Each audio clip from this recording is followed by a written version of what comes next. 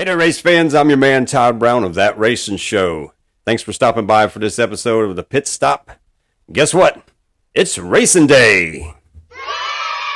Yes, time to tune in for another episode of As That NASCAR World Turns, as I like to call it right now, because it's been a crazy year. I keep waiting for a driver's wife to announce they're pregnant and find out that Timmy, the Jackman, is that baby daddy, because it's been a crazy year. Now, let's just go ahead and say it. Kyle Busch. Woo, right? Kyle Busch. Back in the headlines. Well, he hasn't been out of the headlines. He's basically taken over headlines for several weeks now, wondering where he was going to go, what was going to be his future. And it looks like it's been decided, by reports anyway, that he's going to RCR, which I think is personally great because I think it's going to provide for some hellacious racing, some great entertainment, and a whole new legacy to RCR that's just going to be exciting. I mean, come on. RCR and Kyle Busch, that's no. Didn't see that coming. I've been saying it for the last couple weeks that I saw it coming because I just felt like that was the right mix for him, but I did not see that coming. Now, with everything said here, I just want to touch on a few things because I want to give my opinion on it. I believe the whole thing come down to family values for Kyle Busch. I think that he's looking into the future for Brexton. I think he felt that the home with RCR would be great for him going forward. It'll be a great time for him to revamp his image, which we're obviously already seeing that Kyle has been more energetic. He's been more polite. He's been more friendly. Even after falling out of the race, leading last week, he still had a little happiness to him. And I believe that's because he's found some comfort, knowing that he's going to have a future with RCR and they're going to be building something great going forward. And his son is going to get to be a part of that. Now, with that whole scenario, what I think is such a great aspect to it and has been a contributing factor is that Richard Childress has went through the thing of having grandkids come up through to get into his car. That many years ago, Kevin Harvick called him the Silver Spoon. It's a label that stuck. It's stuck with so many drivers who are had a grandparent or a parent that raced that come up to the series. Everybody puts expectations on them and so much stuff and says that they didn't deserve to get to where they're at and this and that and blah, blah, blah. And who the hell cares, to be honest with you, because if I'm an owner of any kind of team and my son or my grandson wants to drive for me and they got some talent, I'm putting their ass in that car. I don't care what anybody says because it's none of anybody else's business except me and my sponsors. So I'm glad to see that these guys continue to keep family values in there and to hell with anybody else that doesn't like it because it's not their team. You don't like it, go get your own team and hire somebody else, whatever. But when it comes down to it, I think that Samantha and Kyle basically did have a good conversation with Richard, and Richard said, you know what, here, we got good plans going forward. We're going to do something great, and I want you to be part of it, and I want your son to be part of it, because that's just it's Richard Childress Racing to me is a Southern Heritage family-based team, and nothing against Joe Gibbs Racing, but I don't see that with Joe Gibbs. I see Joe Gibbs being a business-oriented team more than anything. After watching Ty Gibbs on the Dale Jr. Download, it was very apparent to me, gave me a whole new outlook on Ty because to hear that the way their family values were and their aspects were growing up, which I'm not saying, again, that anything's wrong with that, but seeing that it was a very business-oriented childhood for that young man. I don't think that's the way Kyle Busch wants to have an association with his son coming up through because I think he wants to continue to create, again, I'm going to use that word, a family value. Everybody knows everything that Kyle and Samantha went through to have children. So there's such a bond there that I think is just very close-knit in family. And that Richard Childress Racing will be a great future and a great home for Kyle Busch and for Brexton. Now, again, this whole thing with Kyle, being in the headlines, I look at it as being great for the purpose of, because if you keep in the headlines, you're attracting sponsors. And, we look at everything. Bubba Wallace took over every bit of media here a couple years ago, and Bubba Wallace, he attached sponsors left and right going forward. And you're in the news.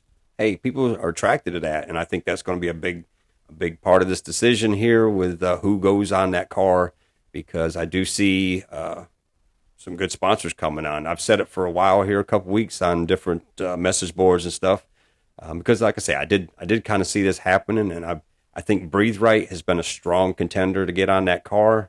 I did a little research on their whole history, and there's a lot of money behind that whole label. So, we could very well see a variety of sponsors, but that's kind of what I'm looking at. But we'll see.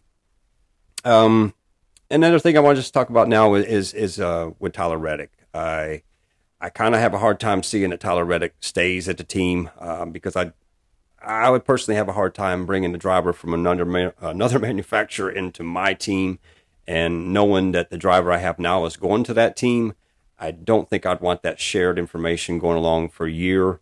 The only reason I can see that happening is if RCR decides to actually add on a third team for KB, and they want to keep that 8 running hot and up front, and make it a hot seat for new sponsors and a new potential driver for 2024.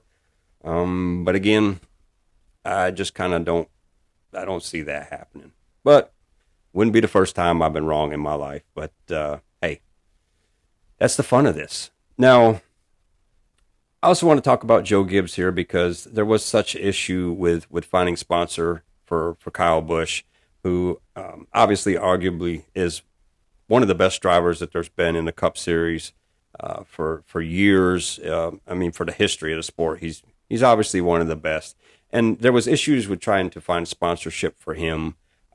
I do think a lot of things played into this. I think there was a lot of moving pieces to this whole project before things fell into place.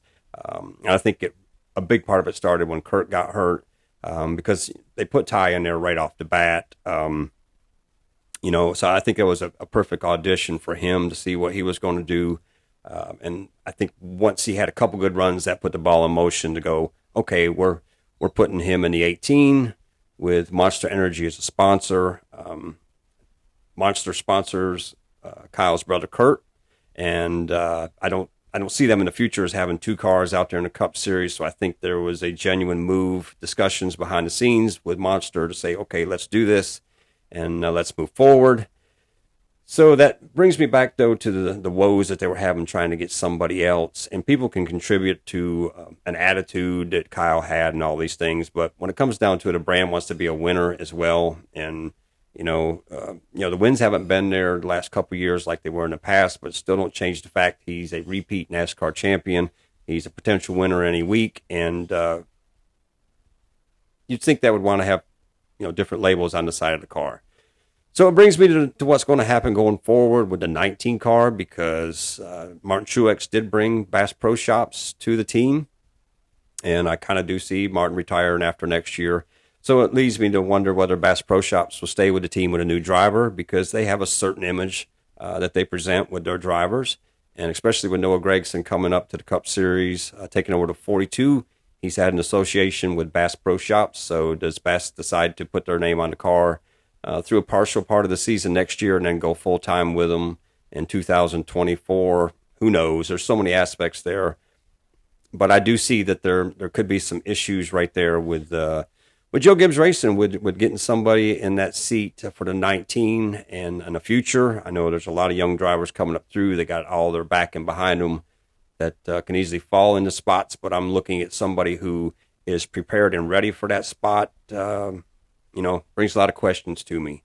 A lot of questions about the whole team, because, what happens when Denny goes and Christopher Bell? I always question whether Christopher will be at that team for longevity here, because let's face it, Joe Gibbs and drivers have had a history of splitting throughout the years. And, there's been a lot of guys that get into those cars who don't quite perform to the way that they want them to. Last week's winner, Eric Jones, he got out of the seat, was booted from the seat. You had Daniel Suarez in there who was booted from the seat. I can even, think back to Matt Kenseth getting in there, who lost the seat because of performance issues and different reasons, whatever, blah, blah, blah. But there is a history of if you're not doing what you need to be doing, you're not sitting in the seat no more. So I'd kind of be leery even about getting in the seat half the time anyways. The way the Chevrolet and Ford are performing this year, I kind of might want to be in one of those seats. And that brings me to, a couple other drivers who drove for Joe Gibbs, who got out of the car and went on to do some great stuff. You got to look at Tony Stewart, Joey Logano. Both went on to new teams and won championships and just had a lot of success. And I personally, I see that happening with Kyle Busch.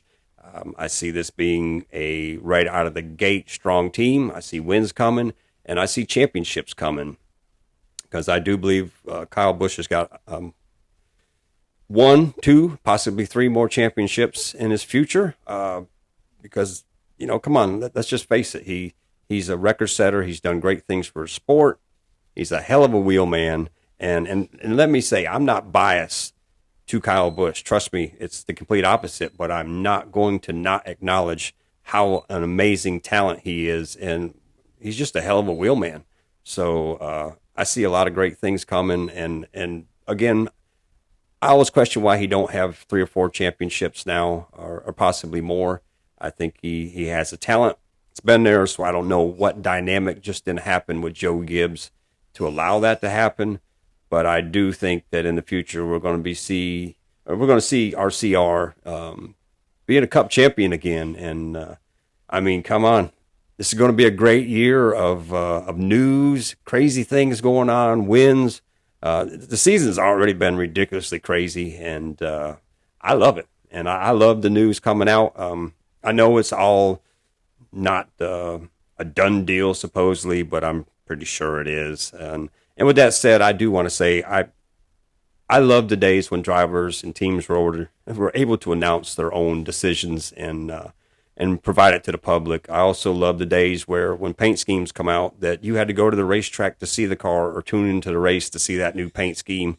Those were exciting things for me. But again, the sport's progressed so much that now, it's news, and media is so much a part of it. So it's all just news oriented. And that's why I love to be me, not be part of the media or anything else. I just, love to talk racing and drink beer and have a good time. And that's what this racing show is about. So anyways, I hope everybody enjoys the race today, has a great week. Got a lot of new things coming for you.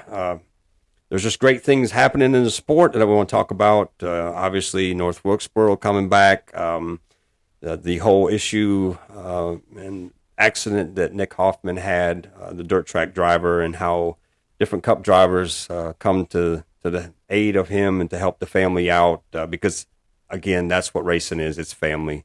And there's things I want to talk about this week and put in some little episodes. So I hope you give us a like, subscribe to the channel if you like what we're doing here, because this is the beginning stages right now. So got a lot of great things coming for you as we work into 2023, when really going to put the pedal to the metal with this thing. So again, hope you have a great day, and we'll see you at the checkered flag.